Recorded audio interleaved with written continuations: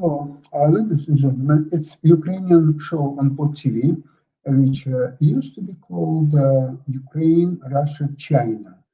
If we would still kept that format, we would definitely add Iran to that equation because situation there is way much more dynamic than anywhere else, and because Ukraine also participates, believe it or not, in the Iranian theater.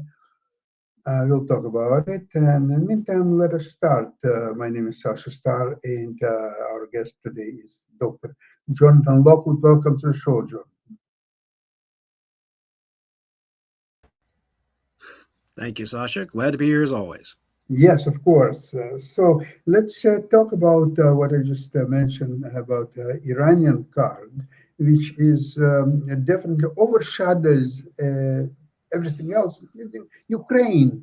It doesn't mean that nothing is happening there. It's happening, and everything what's happening there is definitely in favor of Ukraine. And especially, I've just shortly before we started, I was listening to very interesting economic uh, view of the Russian economy. And now, when they have essentially, they can sell as much oil as possible, and prices are much greater, and yet their intake in March was less than in February. And you know why? Because Ukrainians destroyed so much refineries. So they do have oil, but they have to get it from refineries, have to get it from refineries. Then transportation system is under attack all the time. So it is hilarious that in this environment and their intake, I mean, financially, the Yeah. exact amount of dollars is less 40, I think 43% less than previous months. Jonathan, can you believe it? So, well, it's perfectly obvious. This is the cumulative effect of the Ukrainian missile and drone counterstrikes deep against the Russian economy and infrastructure. So they are now less capable of processing any oil sales that they make, regardless of whether they have sanctions on them or not. And so now it's just further strain on the Russian war economy. The Ukrainian counteroffensive is still continuing to make gains in the east, and this is before they've even launched what I would consider to be the decisive counterstroke, an offensive to retake Crimea once they successfully isolate, because they're still continuing their air attacks and reducing the air defenses on Crimea, which are apparently have been reduced to nothing. So that sets the stage for, if the Ukrainians choose to make it, for a successful follow-up offensive against Crimea. But right in the meantime, they're still continuing to retake territory in the east, and the Russians are being forced to retreat. Uh, not in as dramatic a fashion as, say, for example, in World War II, but nevertheless, the Ukrainians are successfully using their drones, their counter drone capability, as well as their offensive drones, to exact enormous casualties on the Russians. And it's just a further shift in the correlation of forces against Russia. So that is interestingly enough, now the West or the media are losing interest. It would seem losing interest in Ukraine. Well, the Russian doesn't look like the Russians are going to take anything. Well, let's shift to something else. Let's shift to something more exciting, like Iran, where where the U.S. still has an overwhelming military superiority. According to the U.S. military, they have eliminated all of the significant military targets that Iran has, and have greatly reduced their ability to strike out. Iran is now forced into a decentralized response. They don't have a unified command structure anymore. And so now I've also noted that the U.S. has sent another Marine expeditionary unit. So there will be an estimated anywhere from 5,000 to 7,500 Marines present, soon to be totally present there in the Mediterranean and Persian Gulf. And this gives President Trump the option should he choose to do it, of making an invasion in one or more of the islands, not the Iranian mainland itself, but of the islands that are crucial to oil refinery and 90% of Iran's ability to make income from its oil exports. So it's a very interesting moment, and President Trump appears to be, as contradictory as his statements may appear to be, that is actually part of deception. He is actually making himself even more unpredictable than normal. So it's. But this is kind of a very interesting section. While he is unpredictable for the enemies, he is just as unpredictable for friends too, allies. So it's difficult even to understand. So on one hand, he says that, okay, he already won the war, there is nothing else to do, and hell with the Strait of Hormuz, because we don't need that oil. We have more than enough of our own oil and gas. So those who need it, Europeans, for example, they can come over and just take it. Then he's saying last day or two, we are going to unleash all power and to reduce Iran into rubble and straight. So it's difficult to follow up really what he is up to. If he can follow up himself of what he said yesterday, to follow it today, and after lunch it will be different after dinner. Well, if it makes it complicated, if it makes it complicated for our allies, it makes it even more complicated for Iran to try and figure out what he's going to do next. And if you're looking at trying to pressure Iran into, shall we say, make a deal with the United States, which, as you know, President Trump just loves to make deals, and he is looking to get a superior deal out of this war with Iran. So now it becomes a matter of, okay, it's a very tense time. We're in the middle of where the U.S. has a set of choices to make, and it's just going to be the next few days. If you take President Trump absolutely at his word that these things are going to be over in 2 to 3 weeks, well, okay, one way or the other, there is going to be a decisive move. If you're going to checkmate your opponent, you better make that move now. So. But you're talking about still using the ground forces, use of not use of the. If you're using ground forces or amphibious forces like the Marines, yeah. If you're going to use the Marines, you're going to use them in amphibious operations. It would be misusing them. It would be misusing the Marines to try to invade the mainland of Iran. Agreed. Because they are not optimally designed for that. Well, actually, no military is optimally designed to invade the mountains of Iran. That is a highly disadvantageous position. So the United States is going to. You know who would be good fighters against Iran? It's Afghanistan people. Oh yeah, the terrain. They could be good. You say, "Hey, all is forgiven. You want to help us out here in Iran? With you're used to these mountains." Exactly. Now there's an interesting angle. Now let's make nice with Afghanistan. So now, but short of that, the United States would like to see the Straits of Hormuz opened and oil refineries and the flow of oil going to the Persian Gulf states and to the rest of the world as normal.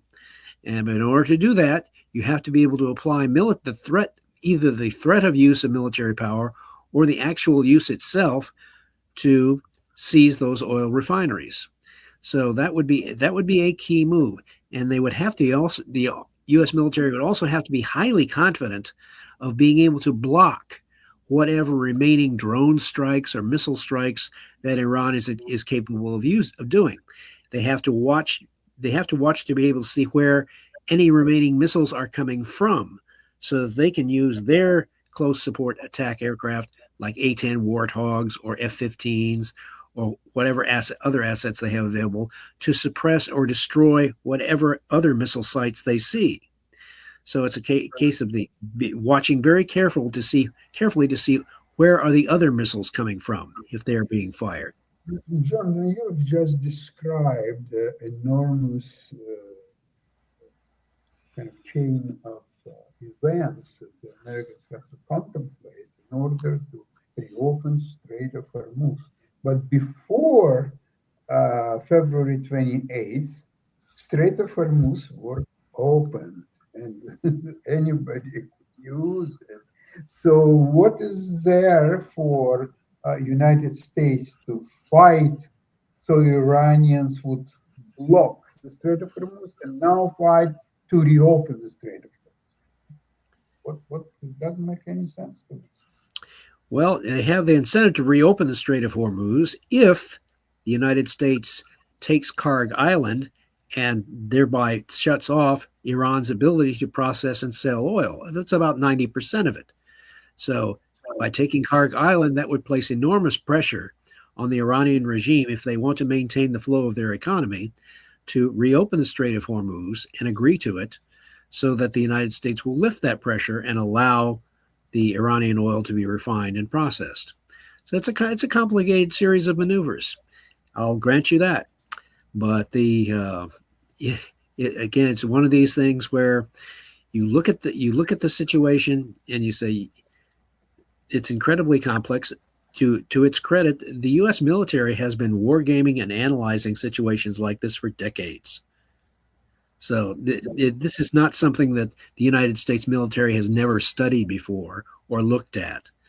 I mean, the U.S. military, as a matter of fact, ever since before World War II, the United States military has been making extensive use of war games in order to explore what are the possibilities, what do we have to plan for, and U.S. military in World War II did a very good job, especially with the war in the Pacific, as we've discussed before.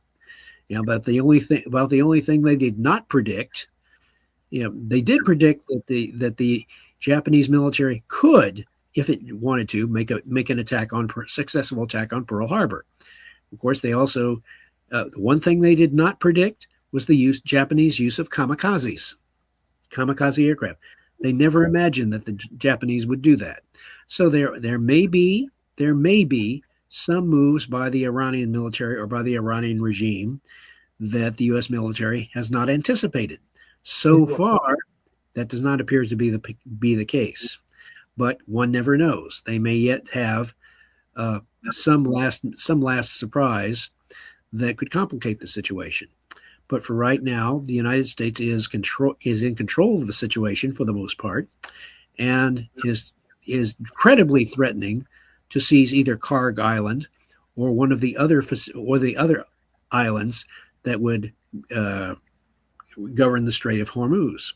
So that basically is where it stands right now. And as for the war in Ukraine, the Ukrainians continue to maintain the initiative. They continue to put pressure on the Russians. The Russians clearly cannot achieve through military means what they would like to be able to achieve through diplomatic means. So, but Ukraine is under no real pressure. The United States might say that it would like for the Ukrainians to come to an agreement, but Ukraine has there is no compulsion really for Ukraine to agree to anything that the U.S. suggests.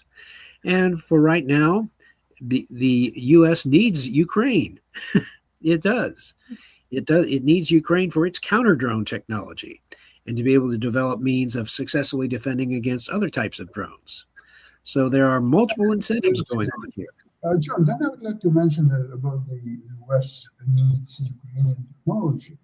Trump himself said that Zelensky, Ukraine is the last place where he would look for some any technology or just anything. He doesn't need anything from Ukraine. In fact, what's interesting is that Ukraine is becoming a competitor to the United States on the world market for drones. And why is it significant? Because the war of 20th century, it was completely different from the war of 21st century. In 21st century, you need a quantity of drones, for example, or missiles or anything like that, because the quantity is that what makes a difference. They don't have to be so precise. don't have to be so expensive. They just have to fly, hit, and when you send instead of one drone, you send 5,000 drones. It's a completely different. When the numbers, the quantity is becoming a quality. So then you're becoming a irresistible force. And this is, I think, if you want to tell me how brilliant is U.S. Army and so on, I think that they're getting behind in a war, technological war of 21st century. They are behind, and not only Ukrainians, but perhaps Russians and Chinese and Iranians. Now we can see that very clearly because after 5 weeks of incredible firepower and the advantage of the US military over Iranian, it's Iranian is still fighting. They don't know what kind of answer, as you said before, they're preparing. You don't know how many drones and missiles they have available, how lethal they are, how many sacrifices U.S. Armed forces have to take, especially if they will get the boots on the ground, whether it's islands or mainland. It doesn't matter. There will be sacrifices. And it seems to me that yes, US has absolutely more than enough power to subdue Iran, take it over, decimate it, and do just anything. The thing is, US doesn't want to pay the price.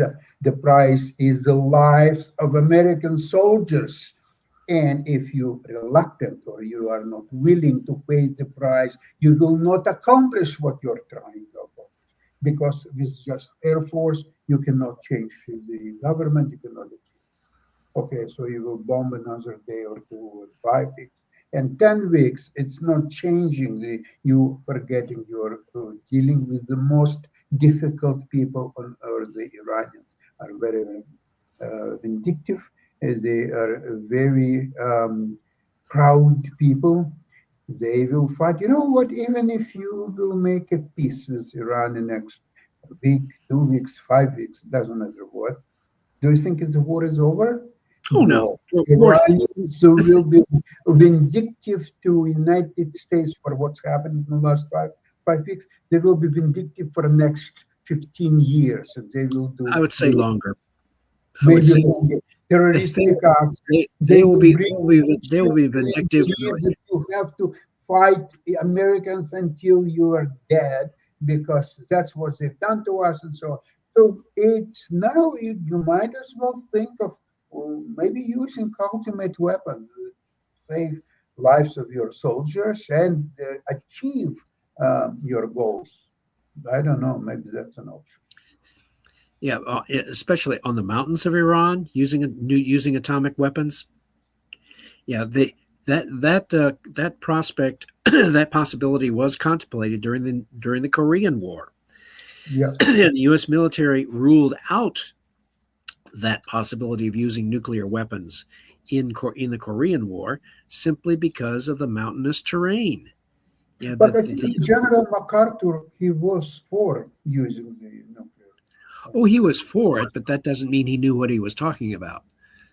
I mean, remember General MacArthur when he launched his Incheon offensive, and he disregarded orders and kept right on going. He was heading right up to the Chinese border, and the Joint Chiefs of Staff, because even though MacArthur was pushing for a war with China, and the Joint Chiefs of Staff said a war with China would be the wrong war at the wrong time, at the wrong place, and with the wrong enemy. And the Joint Chiefs of Staff were correct, and President Truman fired MacArthur. He fired him, and he properly exercised his political authority to discipline a general who was clearly getting out of hand, getting out of control. So, given that, I doubt very seriously that there are any military officers who would be insisting to President Trump, we need to use nuclear weapons. Not unless you are trying to seek something close to what some have called a Carthaginian peace, eliminating a nation as an entity, so that it ceases to exist effectively as a country. No one's looking for that. Although you could argue that, well, since the Iranians, for example, are clearly looking for the elimination of Israel, they would like to see as a long-term goal the elimination of Israel as a nation and as a political entity. And there are quite a number of Arabs and who would love to see that. But Israel, for its part, they see themselves involved in an existential conflict, a war for their existence, long-term existence, and so they would be more willing than the United States to engage in a protracted war with Iran if it meant preserving their own existence. So the political motivations are very complicated.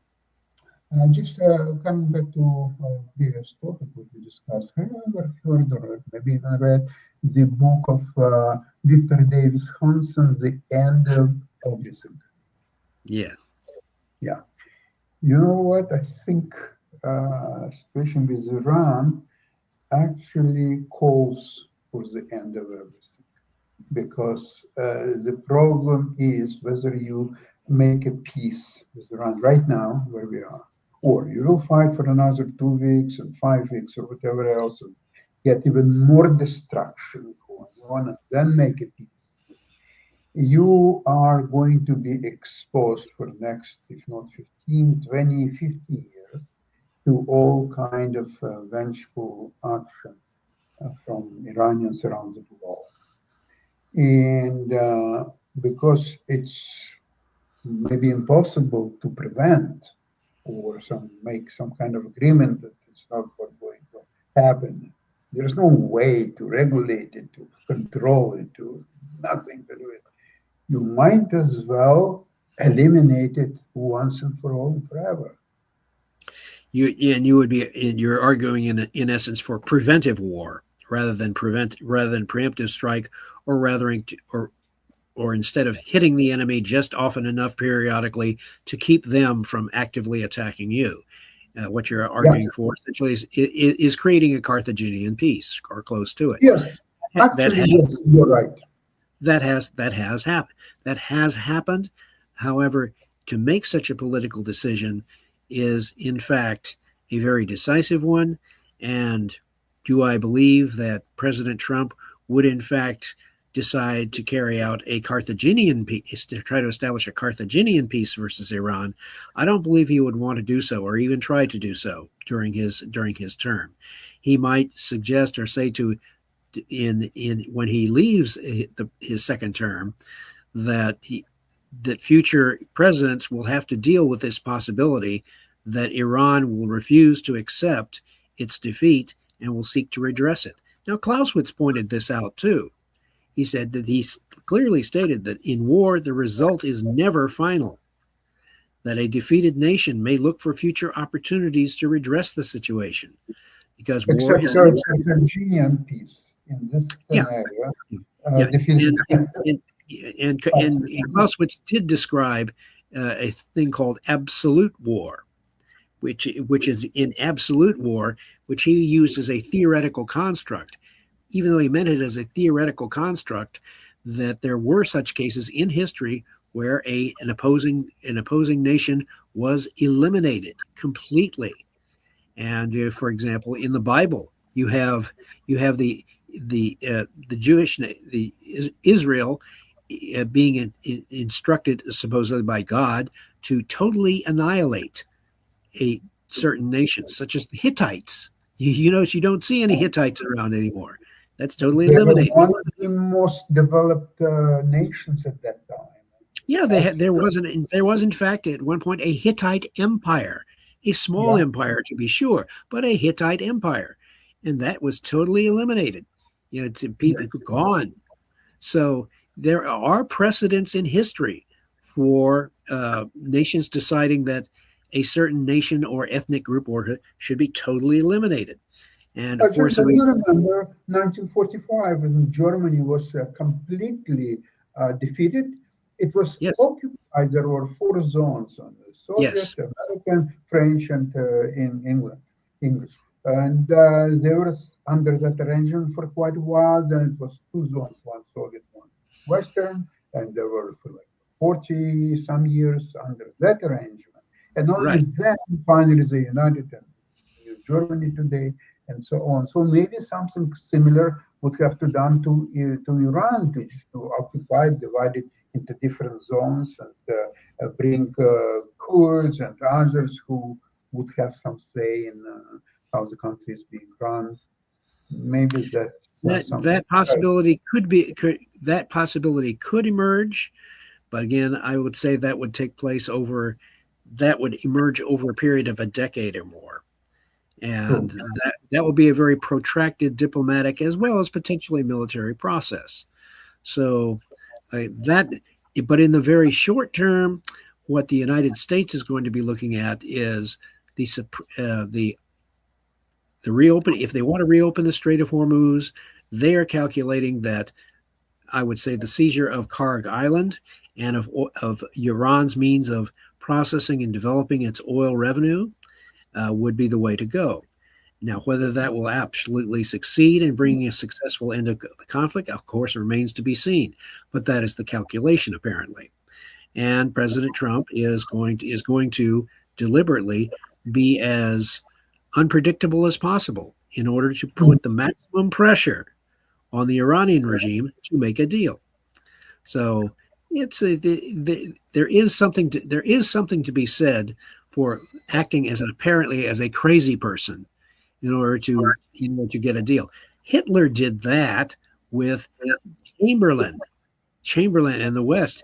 He said, "What are we going to do with this person? Give him what he wants." And so the Great Britain and France, they were in favor of, if we give Adolf Hitler what he wants, then we will have peace and we won't have to fight another war.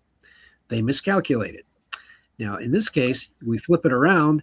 We have two very intractable opponents, but one is much more powerful militarily than the other.